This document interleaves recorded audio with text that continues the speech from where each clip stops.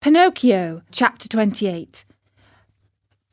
During that wild chase, Pinocchio lived through a terrible moment when he almost gave himself up as lost. This was when Alidoro, that was the mastiff's name, in a frenzy of running, came so near that he was on the very point of reaching him. The marionette heard, close behind him, the laboured breath of the beast who was fast on his trail, and now and again even felt his hot breath blow over him. Luckily, by this time he was very near the shore, and the sea was in sight, in fact, only a few short steps away. As soon as he set foot on the beach, Pinocchio gave a leap and fell into the water.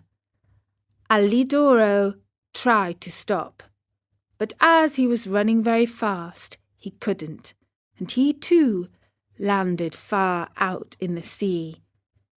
Strange though it may seem, the dog could not swim. He beat the water with his paws to hold himself up. But the harder he tried, the deeper he sank. As he stuck his head out once more, the poor fellow's eyes were bulging, and he barked out wildly, "I drown! I drown!" "Drown?"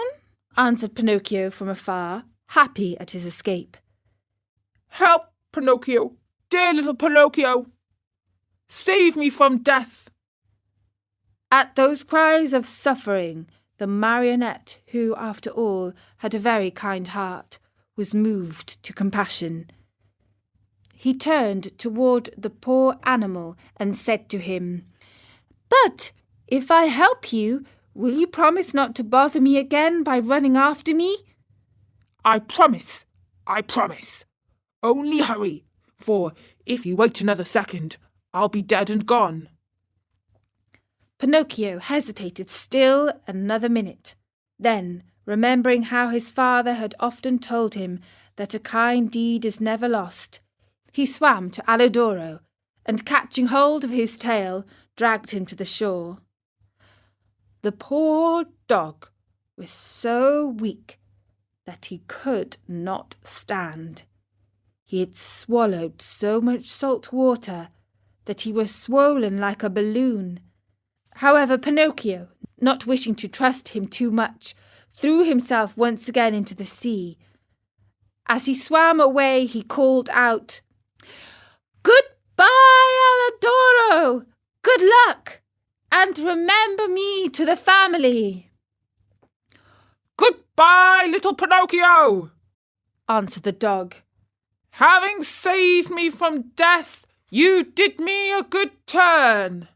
And in this world, what is given is always returned. If the chance comes, I shall be there." Pinocchio went on swimming close to the shore. At last he thought he had reached a safe place. Glancing up and down the beach, he saw the opening of a cave, out of which rose a spiral of smoke. "In that cave," he said to himself, "there must be a fire. So much the better. I'll dry my clothes and warm myself, and then, well." His mind made up, Pinocchio swam to the rocks, but as he started to climb, he felt something under him lifting him up higher and higher. He tried to escape, but he was too late. To his great surprise, he found himself in a huge net, amid a crowd of fish of all kinds and sizes, who were fighting and struggling desperately to free themselves. At the same time, he saw Fisherman come out of the cave, a fisherman so ugly that Pinocchio thought he was a sea monster. In place of hair, his head was covered by a thick bush of green grass. Green was the skin of his body, green were his eyes, Green was the long, long beard that reached down to his feet. He looked like a giant lizard with legs and arms.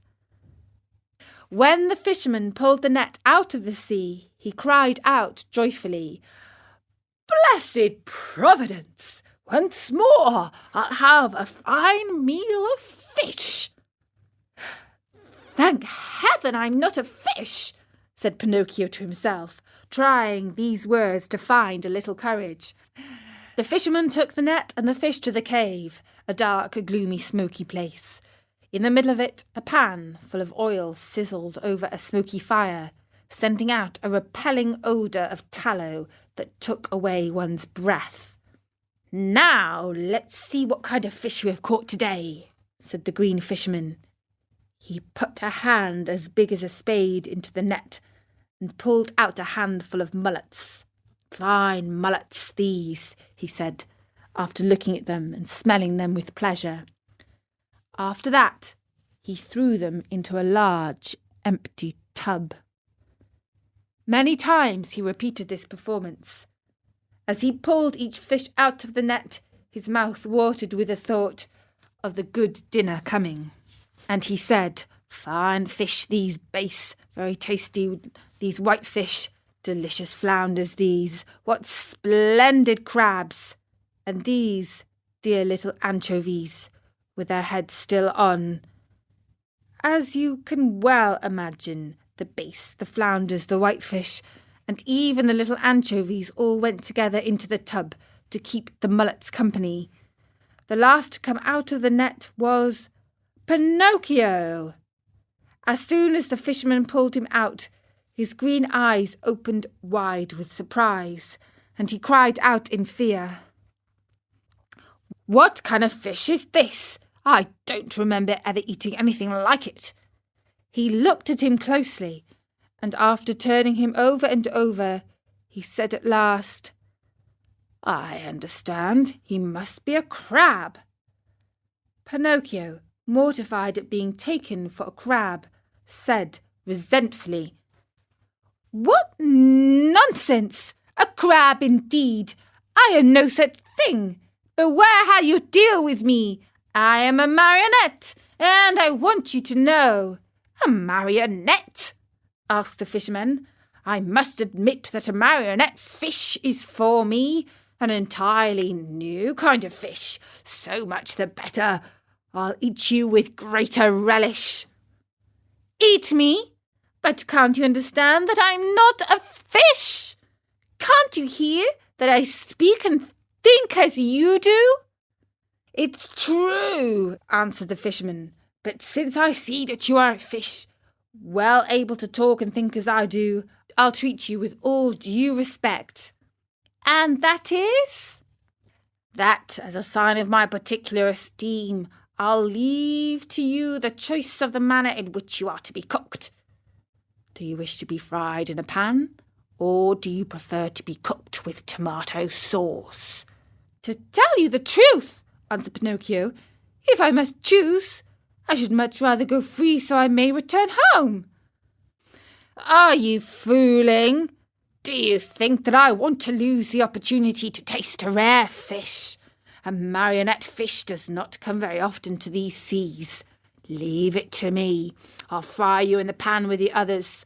I know you'll like it. It's always a comfort to find oneself in good company." The unlucky marionette, hearing this, began to cry and wail and beg. With tears streaming down his cheeks, he said, "How much better it would have been for me to go to school. I did listen to my playmates, and now I'm paying for it. Oh!" And as he struggled and squirmed like an eel to escape from him, the green fisherman took a stout cord and tied him hand and foot, and threw him into the bottom of the tub with the others. Then he pulled a wooden bowl full of flour out of a cupboard and started to roll the fish into it, one by one. When they were white with it, he threw them into the pan. The first to dance in the hot oil were the mullets. The Base followed. Then the whitefish, the flounders, and the anchovies. Pinocchio's turn came last. Seeing himself so near to death, and such a horrible death, he began to tremble so with fright that he had no voice left with which to beg for his life. The poor boy beseeched only with his eyes. But the green fisherman, not even noticing that it was he, turned him over and over in the flour until he looked like a marionette made of chalk. Then he took him by the head and... That was chapter 28 of Pinocchio.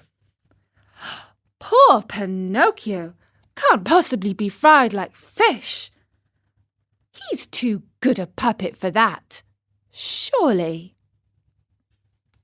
Let's see in the next chapter of Pinocchio on storynori.com.